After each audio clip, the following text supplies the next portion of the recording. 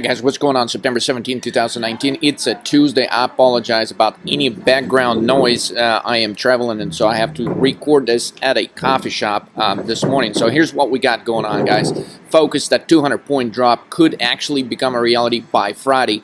Move 1 is observed everywhere, signaling a definite top in the markets. Federal Reserve meeting begins today. Expect sideways trend throughout the day, plus minus 10 points. Nothing crazy is happening with the indexes, but some crazy stuff is happening with certain individual stocks. Shopify tanks again after hours last night and continues the downward spiral pre-market after pricing an additional share offering at $317.5 a share.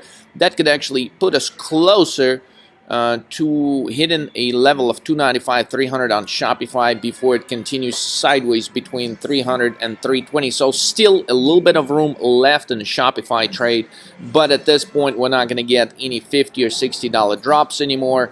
The stock is down officially from a level of 409, 410 when we recommended shorting this thing, and now it's basically $100. So the bigger move is gone. However, if we time this right, depending on what the options are going to be priced at, there's still a potential to lock in some 200-300% gainers on this one, guys. Here's the trade of the day. The easiest trade is Splunk, SPLK, and a few other trades clearly is what we're going to be talking about today is FANG and CXO and the PXD trade. All of these trades, guys, we may have to actually pull the trigger and close out some gains. And congrats to those of you that did buy them on the dip yesterday based off the chart that we've showed, the oil price chart.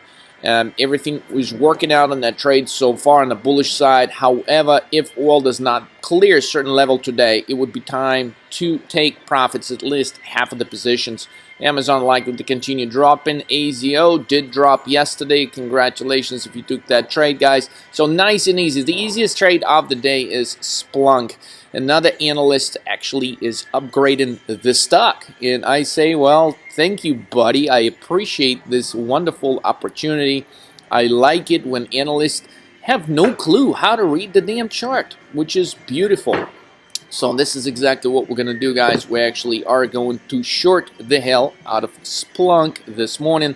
It is currently up only on a share volume of 12,000 shares, trading between 117 and 118.69. I would love for it to clear actually a level of 119.5. That would be an ideal entry on Splunk. We're looking to buy 120, 115 puts in the expectation of the stock dropping to as low as 110, possibly 102 by Friday. With that said, if you take a closer look at the charts, here's exactly what we're seeing. Hey, you guys know what this is, right? That's the MF symbol right here. The middle finger is definitely here on this chart, guy. Huge volume, and then followed by just drops of somebody trying to put just a bit of money trying to buy it on the way higher. So the chart is super bearish, divergence on the RSI, triple top formation, cross, death cross on the MACD. People are not wanting to buy this thing at the lower levels. If you look at the daily chart, things look even worse. We're seeing some definite signs of institutional selling per trade in these black candles. Add this up with definite death hook, guys. This stock is heading lower. I'm not sure what this analyst was smoking, but he is wrong, and we're going to take advantage of it, guys. So short this thing, split the position between this week puts and next week's puts. Do not buy a huge position right at the open. Buy some just in the event the stock's got another couple of dollars higher in the move. You're going to be able to stair step and make your trade even more profitable. With that said, we are observing all our different charts this move 11, guys. So after hours the market closed, and we had this nice move 11 after briefly touching that level of 3007. We've pointed out yesterday that ideal entry on the put side as far as trading indexes was a level of 3008 in yesterday's video, so we missed it by a point right here. But this trend is very beautiful. It's a very beautiful pyramid, especially when it's highly repetitive. It gives us a high probability that the market is definitely heading lower from here.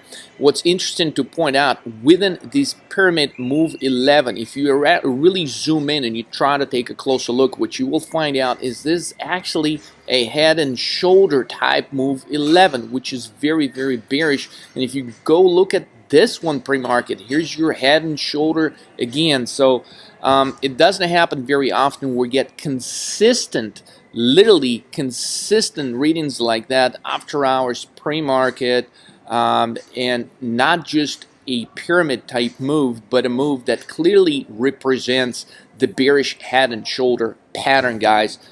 It gives us a high probability of a move 9 tomorrow.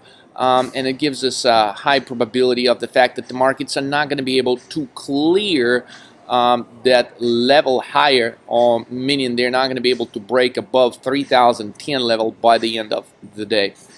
Yesterday we pointed out that 61 was a very important level for oil to clear. We said based off this chart and the pre-market action, we suggested to buy calls in stocks like PXD, EOG, FANG, all the oil related stocks. And so if you did that, that was a perfect entry, because ultimately this is what the oil price did next.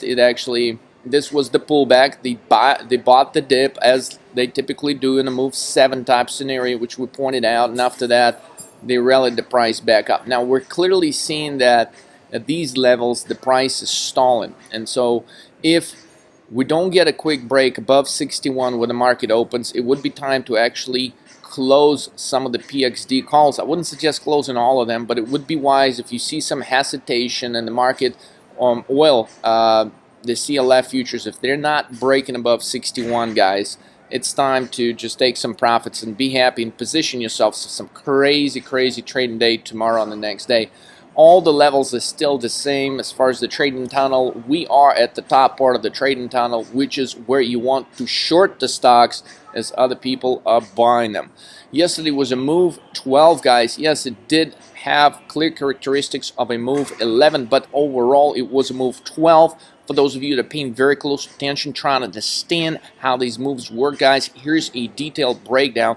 Basically, a 12 move is the market will initially open lower. So when the market opens at 9:30, it would be in the negative territory, and it will move lower. But by the end of the day, it will erase a lot of these extra losses that were created within the day, and will close pretty much where it opened. So sort of creating a smiley face, because when it crashes right here, it looks like things are going to drop, but in reality the market is just smiling and it's saying, hey, things are not as bad, at least not yet. So got a smiley face yesterday, and that's why we recorded it as a move 12, guys. Now another way to look at this was a combination of a few smaller move 11s. Here's twin 11 right here that we got right at the open. So that's how you could have nailed your best entry points yesterday, guys, and clearly said, hey, the market is gonna not just crash, but it's going to move higher first. So it did move higher twice. So both of these entries were highly productive if you were catching them at the right time. With that said, the 2-day sequence is 212. 212 overall is a bearish sequence, even though 12 overall is a bullish move. That's why we recorded in the green. The sequence itself is bearish because it is preceded by an 11-2 move, and the 12 really consists in this particular case of a combination of the 11s. So overall this gives us a more bearish case scenario for the markets for the next few days. 5-day sequence is 4, 7, 11, 2, 12, guys. The important thing that we pointed out about this yesterday is the fact that yesterday on September 16th pre-market, we started observing the development of this head and shoulder pattern and how the spikes in volume happen when things are actually selling off, not when they're going higher. And basically making the same observation today, September 17th pre-market, guys, is we have a continuation of this formation. It is continuing to develop, and the importance of that, if this gap down and I'm referring to this gap down right here, yesterday's gap from 3010 when we opened lower. If this gap does not get closed by the end of the day, it actually gives us a very high probability of a move 9 tomorrow. So get ready to roll, guys. Tomorrow is going to be an awesome day. So next market move, we think it is actually going to be another move 12 today, guys. With that said, if it is indeed a 12 by the end of the day, we think there is going to be a very high probability of a sequence 12, 9, 3, 3, and this is how we can actually head into this huge drop that could begin at about 2:30 tomorrow. So trade wisely, considering the fact that the market could continue to go sideways today. Hold your horses, do not build any big positions. Wait till about 2:33 p.m. tomorrow to actually jump in and put some heavy positions and trade heavily. VIX, guys, is doing something that we've pointed out it would do yesterday. We've mentioned after it gapped up higher that was going to pull back to a 14.5 area followed by a move higher. So far we've got the first part of the move correctly. VIX indeed intraday yesterday did touch 14.5 and it began to move higher. At this point, this move higher is not a huge move, but we think it will materialize into substantial move higher from here. And if we take a closer look, like on a 5-day chart, it's clear that VIX is building a pretty strong foundation right here, right at about 14.8 level. 14.8, 14.9 is historically where VIX is positioned before some crazy 600, 700, 800 point drops, daily drops actually take place in the markets. So this positioning is very, very interesting. We're going to be really focusing on this. If the move higher does come in and we do close today or tomorrow above 16, VIX will hit 32, guys, in the next 30 days. So keep a very close eye on this because this could be a highly lucrative trade as well. Key takeaways for the day, guys, is take advantage of that easy SPLK trade. Focus on trading the oil stocks. If oil breaks above 62, then add to your PXD calls. If it hesitates to break 61, 62 level within the first 30 minutes of the market open, collect profits and reposition yourself. Wait till 2:30 tomorrow to really put on some big positions. With that said, have a great trading day, guys. I'll catch you on the next trade tomorrow.